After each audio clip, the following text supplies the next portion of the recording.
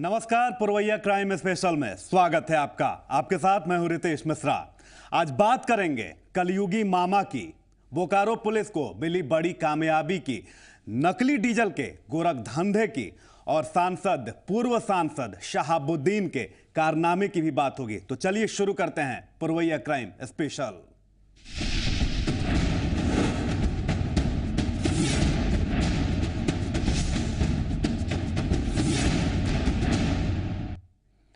और अब बात सबसे पहले कंस मामा की। तो एक मामा ने अपनी करतूत से रिश्तों की मर्यादा को एक बार फिर से शर्मसार किया। उसने अपने ही भांजे को दिल्ली से किडनैप कर लिया, लेकिन अब वो मामा पहुंच चुका है सलाखों के पीछे। इस बच्चे को अगवा किया गया था 10 लाख की फिरौती के लिए। अपने मंसूबे में कामयाब अपहर्ता इस बच्चे को अगवा कर दिल्ली से कोडरमा तक ले आया। इस मासूम का अपहर्ता है ये दरिंदा, जिसका नाम है मनोहर राम। चौंकाने वाली बात यह है कि इसने जिस बच्चे को अगवा किया वो इसका अपना भांजा है। मनोहर दिल्ली में फेरी का काम करता था, लेकिन जल्द पैसा कमाने के लालच में वो उतर गया अपराध की काली दुनिया में। उसने दिल्ली के संगम विहार इलाके के कारोबारी और अपने ही बहनोई अशोक राम के 5 साल के बेटे नीरज को 28 फरवरी को अगवा कर लिया।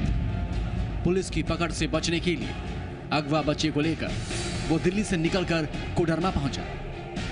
गिरिडीह के धोर थांबा का निवासी मनोहर झारखंड इसलिए पहुंचा ताकि पुलिस से बचकर वो अपने नापाक इरादों को पूरा कर सके। उसने मासूम नीरज के पिता से 10 लाख की फिरौती की मांग की। नीरज के परिवार वालों ने दिल्ली के संगम विहार पुलिस में एफआईआर दर्ज करा दी। फौरन हरकत में आई पुलिस ने पड़ताल के दौरान मनोहर का मोबाइल नंबर हासिल किया और उसके मोबाइल की सर्विलांस शुरू कर दी।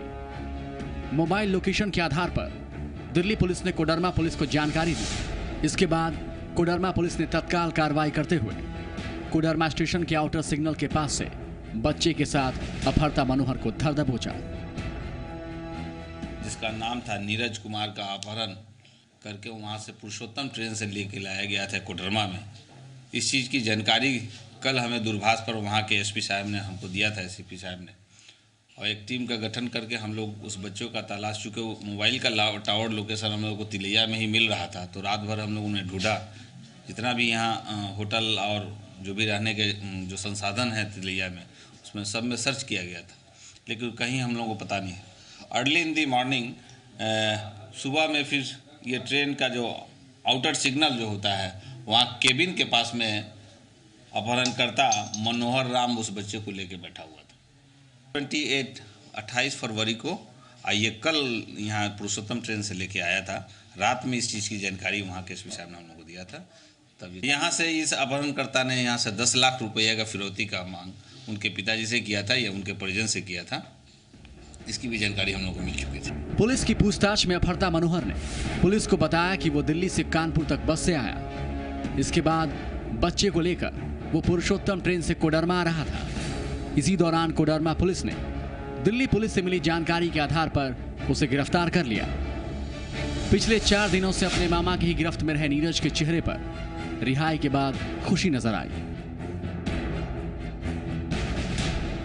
घुमाने लेकर जाना चल इस मैं चली गई उनके साथ। फिर जब उल्टू से पकड़ के फिर हम चले गए थे ना, तब मैं बोल रहा था घर चलो। फिर बोल रही थी घर जा रहा हूँ घर। तुमको यहाँ लेते आए हैं, कितने दिन रहा इनके साथ बाबू? 3 दिन। 3 दिन आज हो गया 3 दिन। मम्मी पापा का याद आता था? उस समय क्या करते थे, रोते थे? हाँ? पुलिस की सतर्कता से एक अपहर्ता जल्द ही पकड़ा गया। इस पूरे मामले में सबसे आश्चर्य की बात यह रही कि बच्चे को अगवा करने वाला कोई और नहीं बल्कि उसका सगा मामा ही निकला। गजेंद्र, जी मीडिया, कोडरमा। किशनगंज में इन दिनों सक्रिय है एक ऐसा गिरोह जिसका मकसद है रातों रात मोटी रकम कमाने का। इनके जाल में फंसते हैं ज्यादातर भोले भाले ग्रामीण और किसान। इस गिरोह के सदस्य आपके सामने ही करते हैं सौदा सामान देने का, लेकिन आपको ठगे जाने का एहसास होता है कुछ दिन गुजर जाने के बाद। डीजल वाहन मालिक हो जाइए सावधान, माफिया गिरोह की नजर है आपके ऊपर। छोटी सी गफलत से होगा भारी नुकसान।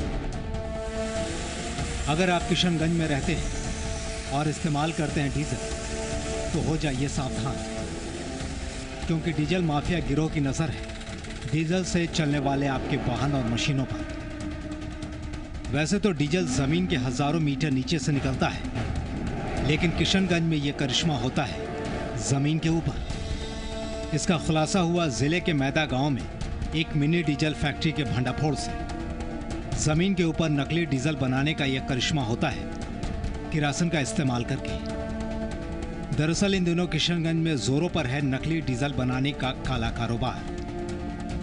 नकली डीजल के प्रयोग से न सिर्फ वाहन मालिकों बल्कि किसानों को भी हो रहा भारी नुकसान। जानकारों के मुताबिक नकली डीजल से ही पंप खराब हो जाते हैं और इंजन से काला धुआं निकलता है। इतना ही नहीं, ईंधन की खपत ज्यादा होती है और रिंग पिस्टन भी खराब हो जाते हैं। किसानों पर कितना बहुत बुरा असर पड़ रहा है जी। जो नया ट्रैक्टर ले रहा है, ये डुप्लीकेट और नकली तेल लगाकर उसको ही कर रहा है, उसका इंजन खराब हो रहा है। काफ़ी नुकसानदेह है किसान के लिए।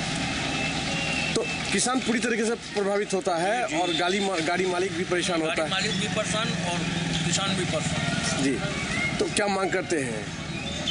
इसका भंडाफोड़ हो। हाँ, इसका रोक होना चाहिए। भाई इसमें तो बहुत ज़्यादा किसान परेशान होंगे, इसलिए कि एक तो वो कर्ज ले करके जो है ट्रैक्टर खरीदते हैं और ट्रैक्टर का इंजन खराब हो जाए समय से पहले तो उसको तो खेती करने में परेशानी होगी। तो इस पर तो प्रशासन को ध्यान देना चाहिए विशेष रूप से, क्योंकि किसान तो मतलब पहले से ही कर्ज में डूबे हुए रहते हैं और ट्रैक्टर भी उनका जो है कर्ज में ही लिया हुआ रहता है। तो ऐसे सैकड़ों मामला सामने आ रहा है, उसके बावजूद भी प्रशासन चुप्पी साध रखा है, क्या कहेंगे?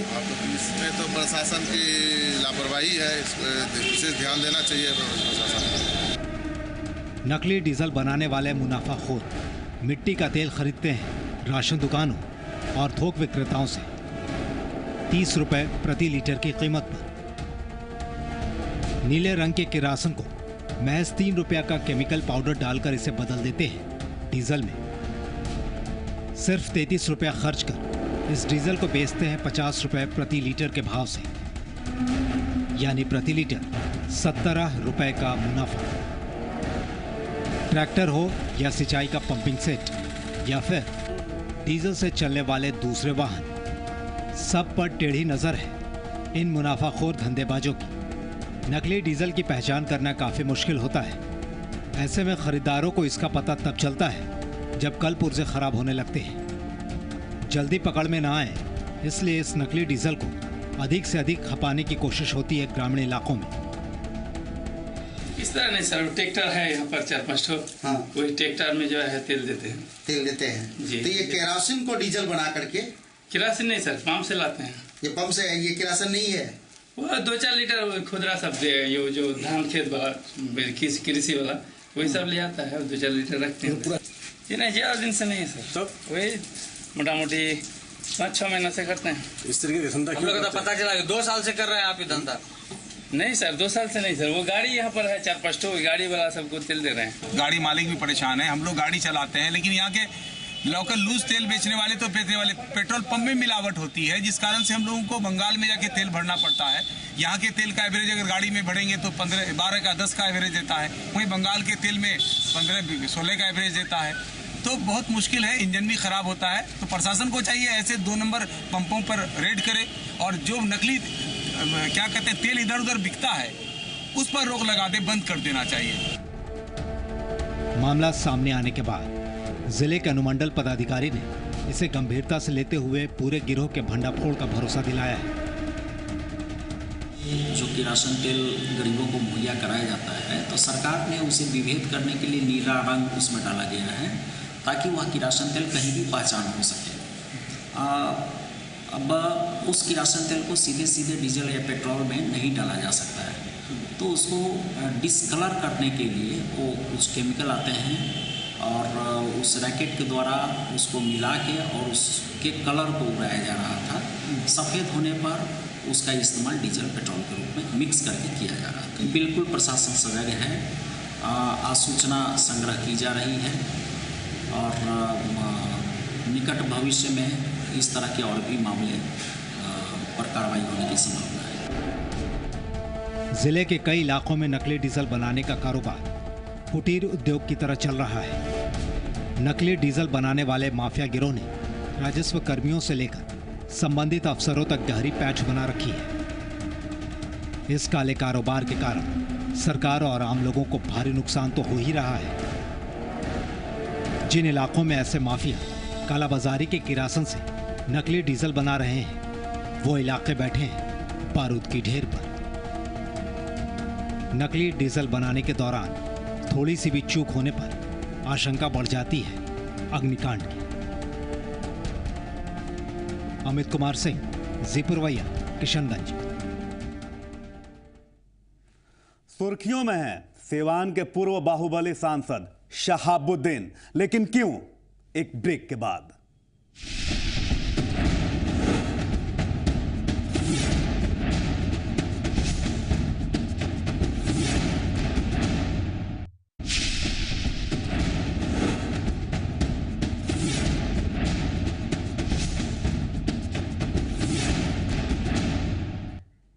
ब्रेक के बाद पुरवैया क्राइम स्पेशल में स्वागत है आपका। सीवान के पूर्व बाहुबली सांसद शहाबुद्दीन एक बार फिर से सुर्खियों में हैं। सीवान के सामाजिक कार्यकर्ता श्रीकांत भारती की हत्या की साजिश रचने का आरोप लगा है उन पर, और आरोप लगाया है सांसद ओम प्रकाश यादव ने। क्या है पूरा मामला, आप जरा खुद देखिए। सीवान में लौटा आतंक राज, खतरे में सीवान का अमन चैन, दहशत में सीवान के लोग, साहब के नाम से फिर से खौफ में सीवान की जनता।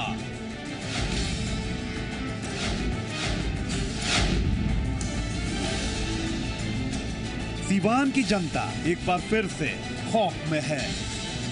आतंक राज की याद से सीवान की जनता एक बार फिर से दहशत में है। जिस सीवान की पहचान ही वहां का आतंक था, लोग फिर उस दौर में वापस नहीं जाना चाहते।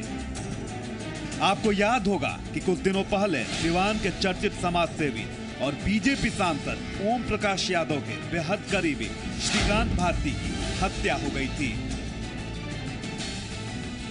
और लोगों में फिर से वही यादें ताजा हो गई थी जिसे याद करके उनकी रूह कांप जाती है। मामले में पुलिस ने कार्रवाई करते हुए इस हत्याकांड में शामिल कई लोगों को गिरफ्तार भी किया था, लेकिन मामला अब यहीं नहीं थमता। सीवान के मौजूदा सांसद ओम प्रकाश ने इस पूरे हत्याकांड को रचने का आरोप पूर्व सांसद और कभी सीवान में आतंक का पर्याय माने जाने वाले साहिब के नाम से मशहूर मोहम्मद शहाबुद्दीन पर लगा डाला है। अब मामला भले ही राजनीतिक आरोप प्रत्यारोप का हो, लेकिन जिन मामलों के लिए शहाबुद्दीन पिछले 8 सालों से विभिन्न मामलों में सजा याफ्ता हैं, कुछ भी कहना मुश्किल है।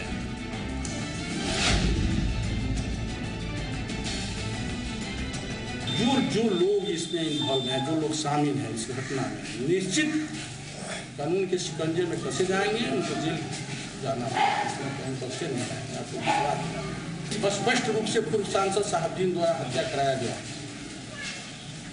और पहले भी हम लोगों को अंदेशा थी, और आज जो अपराधी पकड़ा गया है उसने स्पष्ट अपने बयान में स्वीकृति दी है। उसने बताया है कि उपेंद्र सिंह क्या हम लोग रहते थे, उनके चिमनी पर रहते थे, उन्हीं के सौजन्य से, उन्हीं के प्रयास से उनको यहाँ लाया गया।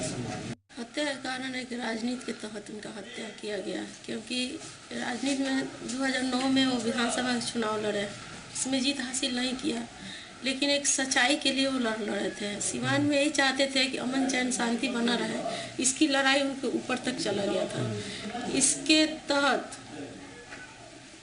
सीवान जेल से जो अभी तक हमको सूचना मिला है कि सीवान जेल से ही इनका हत्या की साजिश चला गया है, और उनकी हत्या राजनीति के तहत कर दिया। इसलिए किया गया है कि वो लोग चाहते थे कि हमारे लिए औरंगा बना हुआ है, एक बहुत बड़ा दीवार खड़ा है, इसलिए उस दीवार को गिराने के लिए मेरे पति का हत्या किया गया।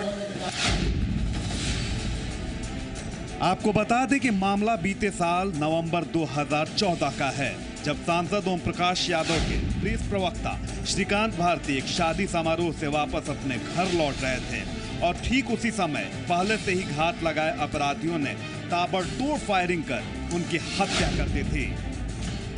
घटना के बाद हर कोई सख्ते में था और पुराने दौर को याद करके सिहर उठा था। मामला चूंकि राजनीतिक रसूख से जुड़े शख्स का था, इसलिए पुलिस के लिए भी ये मामला एक चुनौती था और पुलिस ने इस चुनौती को स्वीकार करते हुए मामले में शामिल अपराधियों तक पहुंचने में कामयाब भी रही। हमारे माननीय सांसद श्री ओम प्रकाश यादव के प्रेस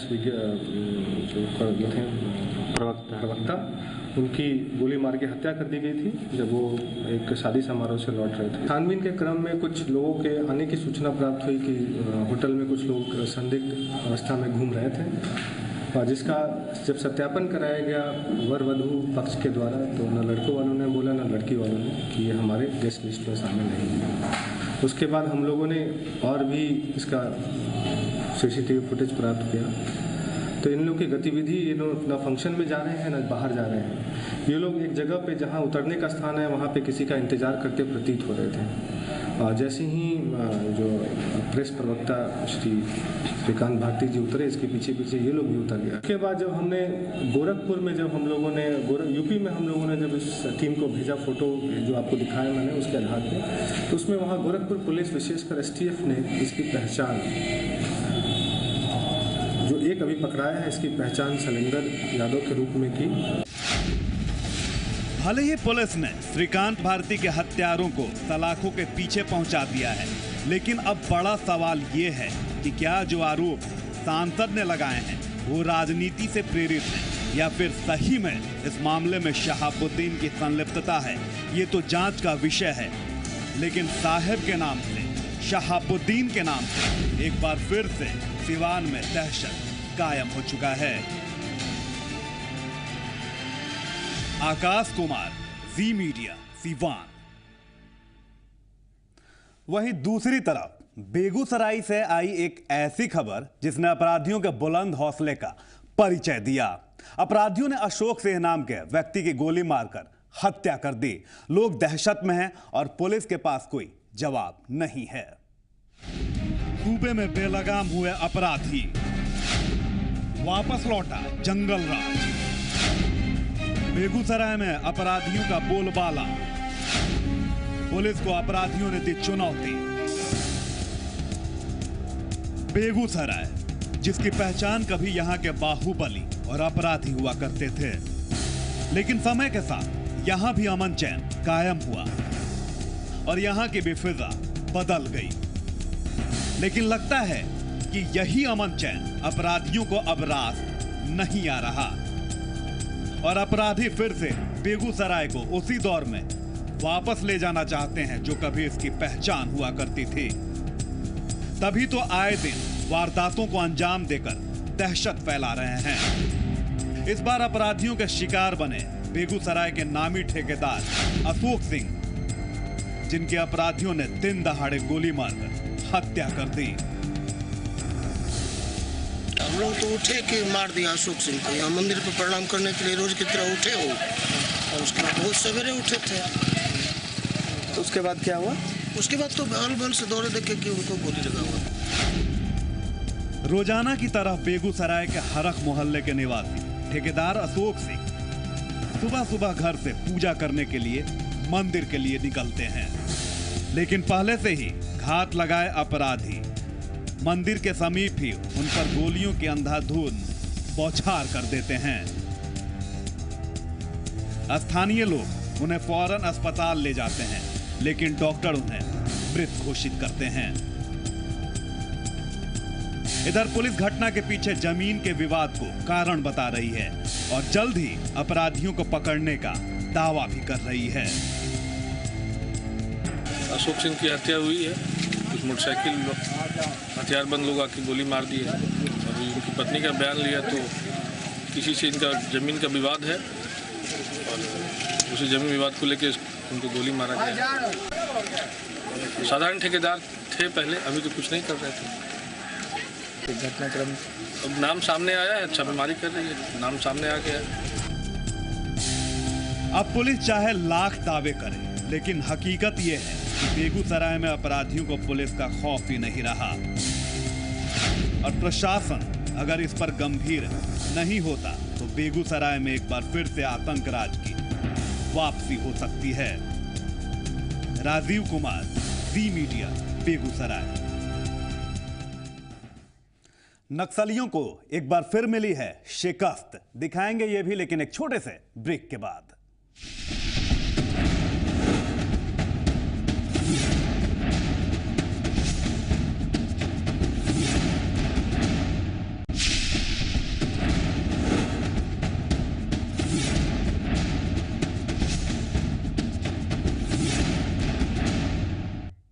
ब्रेक के बाद एक बार फिर से पुरवैया क्राइम स्पेशल में स्वागत है आपका।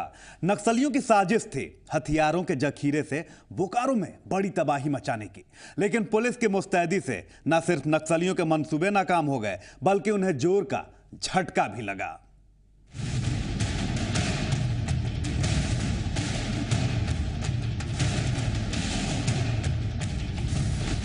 जंगल से बरामद हुआ हथियारों का जखीरा,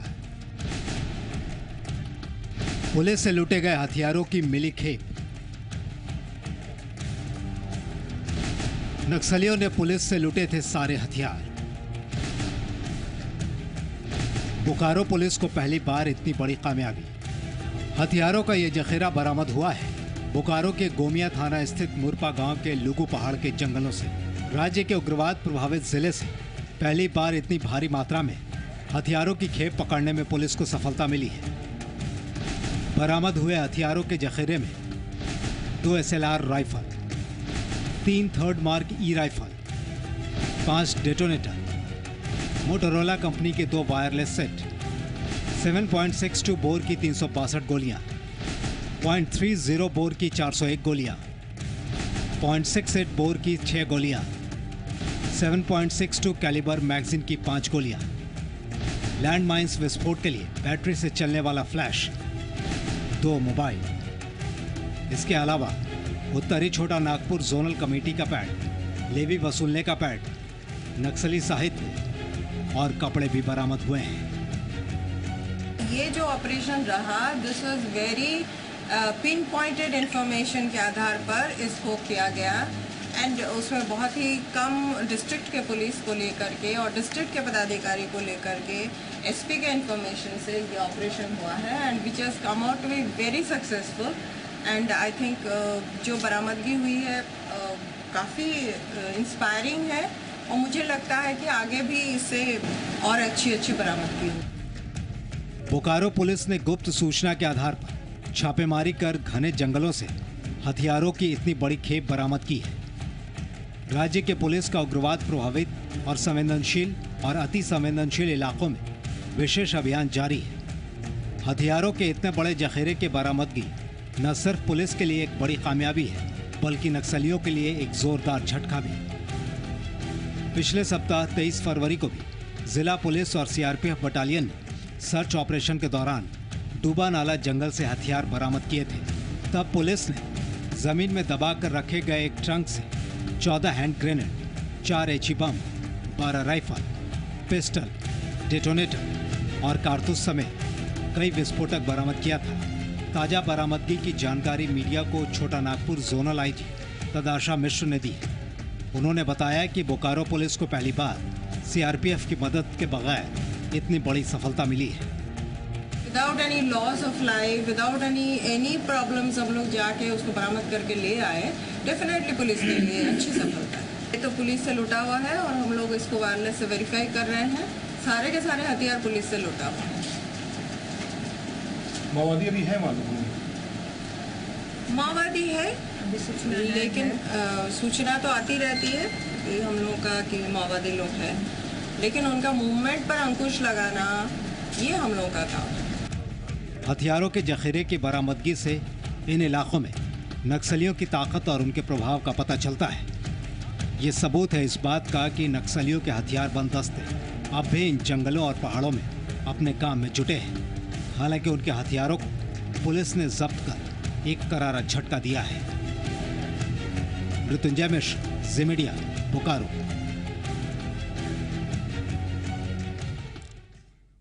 और इसी के साथ पुरवैया क्राइम स्पेशल में आज बस इतना ही। कल फिर होगी मुलाकात, तब तक के लिए दीजिए इजाजत। नमस्कार।